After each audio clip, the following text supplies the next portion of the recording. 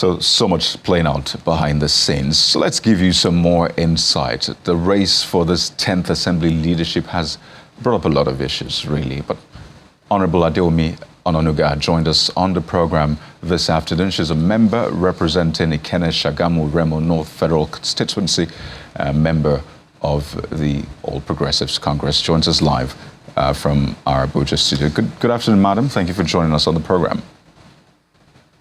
Good afternoon. Well, let's start from, your aspiration. If I'm correct, you were aspiring for the position of Deputy Speaker yourself. Have you since dropped that ambition? Well, I would have to. I was saying to someone earlier this morning that in the boxing ring of the national leadership of the 10th Assembly, I was just given an uppercut with regards to my aspiration for the deputy speakership. If the party has said this is where the party is going, unfortunately, some of us are 100% loyal. We do not question what the leadership of the party does. We try to persuade them. We try to engage them. And we try to say a lot of things with regards to our position. If, however, this is where the party has decided to go, some of us do not have a choice but to go with the flow of the party, in as much as we believe in the party, like we believed in the aspiration and decision of the party to go with the president-elect and the vice president-elect. And we saw the outcome as having worked out for the party. I want to believe in its wisdom, the party knows what it's doing. So I don't have a choice but to drop my aspiration, yes. Well, you said you were given an uppercut, but clearly not knocked out. And I'd like to know if you understand the position of the party. For a lot of people, they're wondering why this decision, why zoning to this area. So did you just choose to agree with it, even though, some say they do not quite understand the rationale behind that? Or did you get enough reasons and you thought, okay, it actually makes sense? Okay, maybe I should take you back to one or two things that would make you understand my position. First of all, do I believe that what the party has done is correct? I don't. Am I happy? No, I'm not. Do I think I have the capacity to be the Deputy Speaker of the House of Representatives, 10th Assembly? Of course I do. But like I said, in the wisdom of the party, we expected that the party could have done more with regards to engagement of all members from different zones, especially those who are aspiring. But then again, the party would say, how many people would they engage? Everybody could have been called together. That is in our own wisdom. But then again, what is the wisdom of the party? So we also need to consider that and agree with whatever the party has done.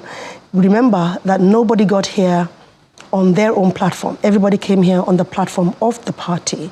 And we trusted the party to field us, and the party did field us, and we won this election. So for us to be here now and wanting to be first amongst equals, it's a privilege, it's not a right. So it depends on how much we are able to engage the party to make them serious. With regards to zoning to the different parts of the nation, the different geopolitical zones, arguments are here and arguments are there. Everyone who contested wanted to be endorsed, wanted to be picked. But a lot of us, and myself included, did not believe that the Southeast was, how do you say it, worthy of being given the deputy speakership. But we do not know what the party, why the party did that. And we have to take into consideration that the party would want to, decide that equity must prevail, whether or not those of us who are contesting believe that we have, delivered the goods and should therefore be rewarded, so to speak. If the party feels, look, okay, you have done the work, we recognize the fact that the work has been done, but we cannot at the same time put some people out, because whether we like it or not, whether it's 1 vote or 2 votes or 3 votes, it came from that zone. And those who are from that zone, who are 100% loyal to the party, are agitating for their zone to be recognized. I guess it's a give and take. So those are some of the trade-offs you had to make. I mean, thinking of Nigeria's unity on the one hand, and then, I mean, delivering the goods, as you said, on the other. But apparently it looks like, you know, the unity of Nigeria, getting some sort of equity and fairness is playing out here. But you were at that meeting where the speaker held, or at least was there on the high table with Honorable Abbas and other members of the joint task. So you're clearly in support of Honorable Abbas, who is the party's choice. But then when you look at this, he's up against, you know, Deputy Speaker Wase, Honorable Gagdi. We have Honorable Miriam Onoa, as well as others, Honorable Betara as well. And, you know, some will say those are heavyweights, even though, I mean, we're equals, as they always say in the National Assembly, but some will say, well, it's not quite so. So how do you see this really playing out for Honorable Abbas? At the end of the day, it's not really Honorable Abbas who is contesting, it is the party. And my belief is that branches of the party may, at the end of the day, not decide against the party. It is important for the leadership of the party to engage some more.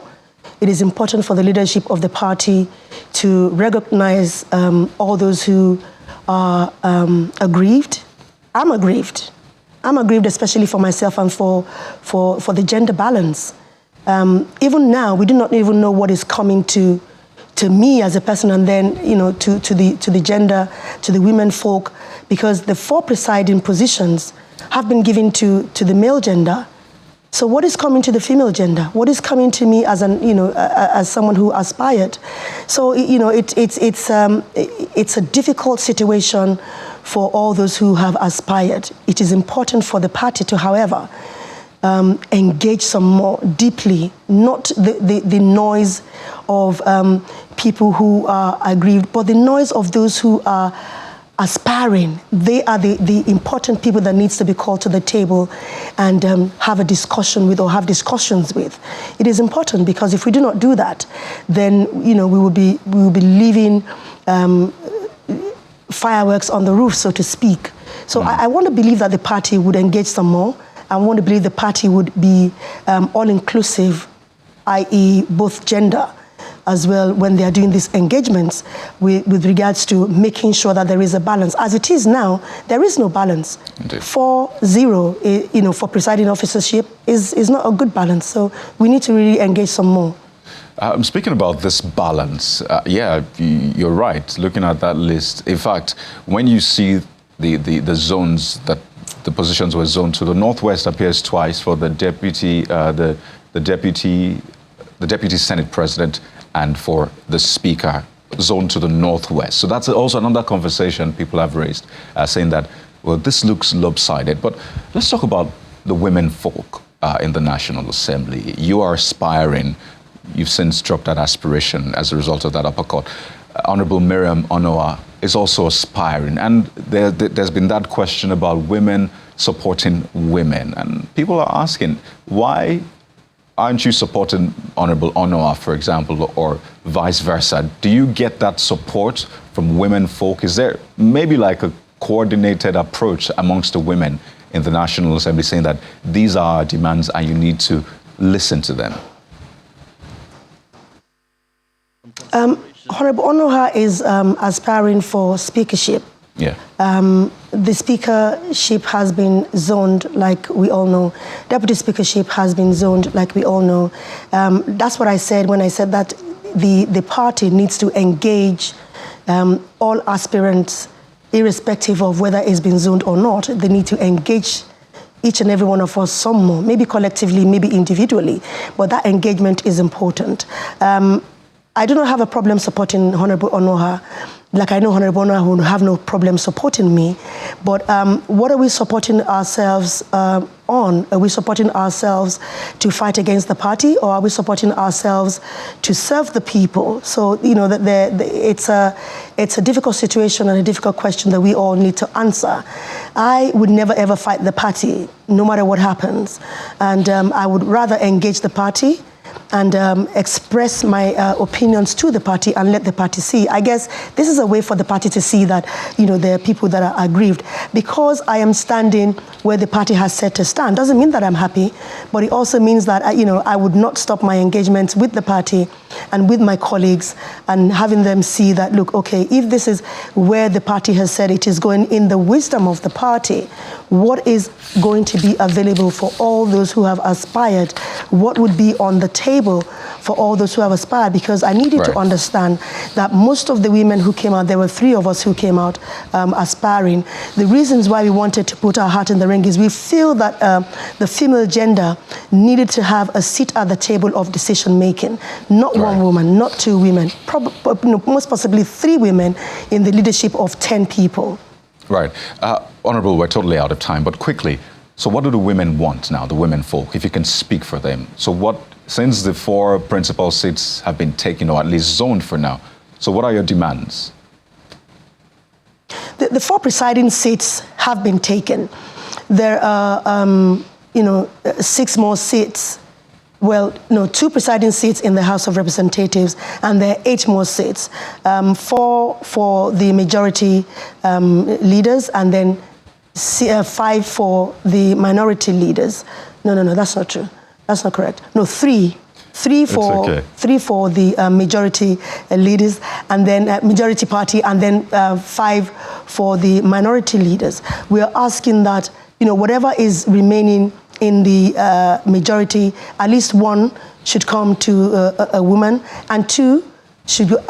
In all, we're asking for 3 out of 10. I don't think that's too much. If we are going to go by the 35% affirmative action that has just been won in court, and if you're hearing that the president-elect is saying he's going 40%, that's a minimum of 3 in the principal offices and the presiding offices of the House of Representatives. Oh, we have to anchor at this point, but we'd like to thank you so much. So that's what we're asking for. Okay, and I imagine that the party and the nation is listening. Honorable Adewunmi Onanuga, a member of the APC, representing Ikenne, Shagamu, Remo North Federal Constituency. Thank you so much for your time on the program.